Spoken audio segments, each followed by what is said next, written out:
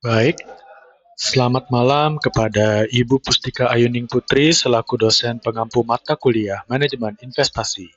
Perkenalkan, saya Ida Bagus Gidesya Prabawa dengan NIM 2502010200183. Mahasiswa Program Studi Manajemen PJJ S1 Universitas Siber Asia.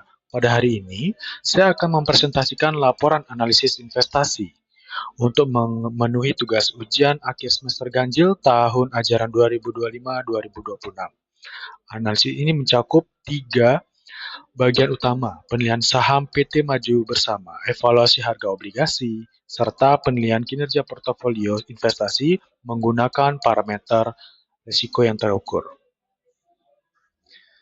Memasuki bagian pertama, yaitu analisis nilai intrinsik saham. Di sini kita akan membedah nilai fundamental dari PT Maju Bersama.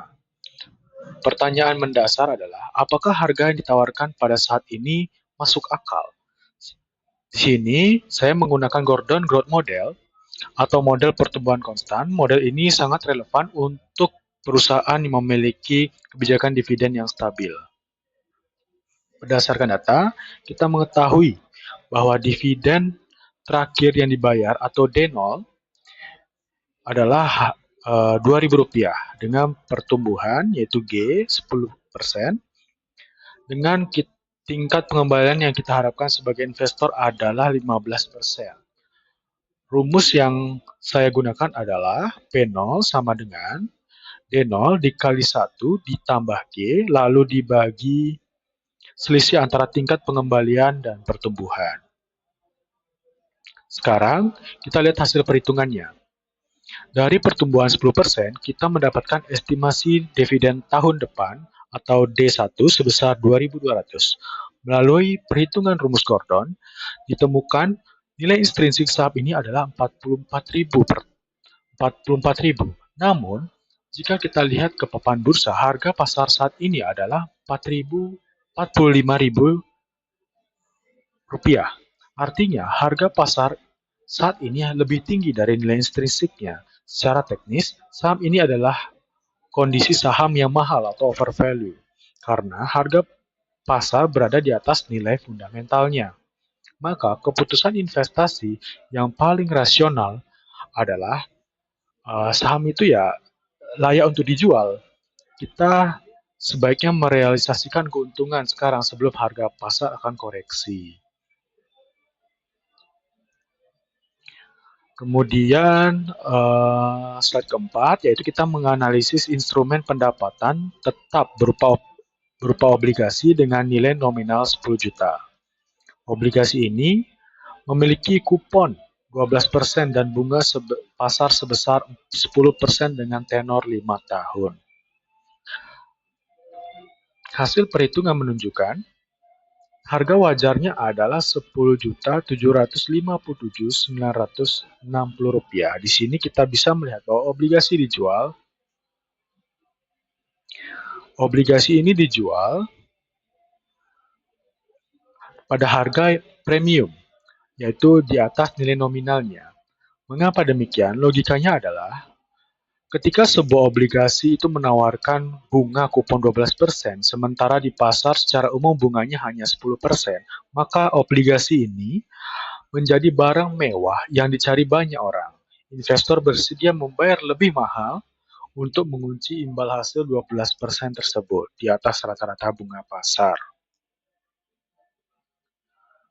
Kemudian kita mengevaluasi kinerja.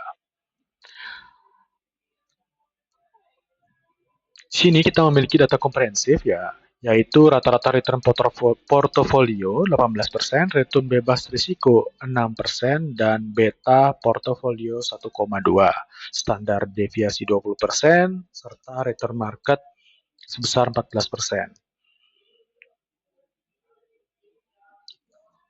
Kemudian pertama, saya akan menghitung indeks SARP portofolio pada portofolio A. Indeks ini sangat penting karena untuk mengukur imbal hasil portofolio terhadap risiko atau standar deviasinya. Dari selisih 18% dikurangi bunga bebas risiko sebesar 6%. lalu dibagi standar deviasi 20%, lalu kita akan mendapatkan skor 0,6. Nah, apa artinya 0,6 tersebut? Ya, berarti untuk setiap satu unit risiko total yang diambil, portofolio ini memberikan imbal hasil tambahan sebesar 0,6 unit di atas bunga deposito atau bunga bebas risiko. Kemudian, indeks Jensen alpha pada portofolio A. Untuk menentukan kualitas manajemen investasi kita melalui indeks Jensen atau alpha, indeks Jensen alpha ini akan menekankan pada risiko sistematis atau beta. Berdasarkan perhitungan model CAPM, portofolio dengan beta 1,2 seharusnya hanya menghasilkan 15,6%. Namun, portofolio A kita mampu menghasilkan 18%. Selisih positif 2,4% inilah yang disebut sebagai alpha. Nilai alpha yang positif menunjukkan bahwa manajer portofolio telah bekerja sangat baik. Ya, kesimpulan kinerja manajer. Manajer portofolio telah bekerja dengan sangat baik.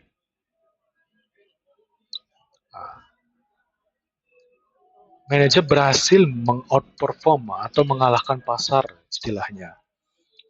Laporan ini akan merekomendasikan untuk tetap mempertahankan strategi pada portofolio A karena efektivitas manajernya, namun tetap melakukan penyesuaian pada aset individu seperti menjual saham PT Maju Bersama yang sudah mulai jenuh atau fair value.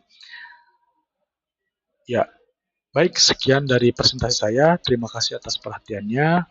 Terima kasih.